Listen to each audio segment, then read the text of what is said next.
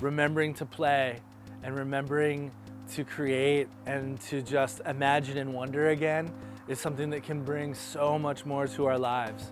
I'm trying to make something that I think Kid Me would have liked to see. And I think other kids can relate with that too, even other adults can. If you ever had a childhood, you'll probably be able to relate to this on some level, I like to think. If it brings joy and happiness on a base level, perfect. I think that's all I really wanted to achieve. If somebody's happy when they see it, great. If it inspires grandiose thoughts beyond that, even better. Every child is a creative individual. Every child tests stuff, every child is a scientist. And at some point in our lives, we either get pushed out of us or get told not to do it or afraid to do it. To bring out something that I thought just kind of sketched out and pictured in my mind into reality is one of the things that I love. And seeing kids get that is a nice thing. To see a kid like excitedly showing their work to you because they're happy with what they've made. It's something that I'm lucky to do as an adult, but if I can see that happen with a kid, I love it.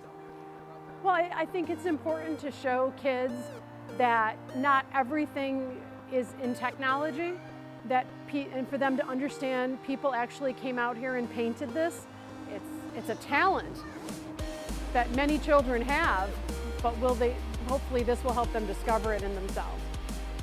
I think creativity, it starts with our young people, and as we look at the Y in the 21st century and what it needs to represent and how we need to serve our young people, we see that evolution into maker spaces now living inside the Champlin YMCA, art studios living inside the YMCA. If we're going to develop the whole child and give them exposure to those opportunities, the arts and humanities needs to be a big part of it.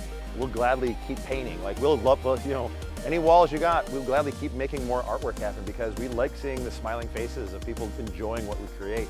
The best thing I can say is just that the creativity in art is truly the spark that I want to keep pushing out in the universe. We kind of need it now, so. I've always hoped that at the end of the day, I've made a positive impact on the world in some way, shape, or form. If I could leave a legacy behind, that would be that. And I hope I do it through this.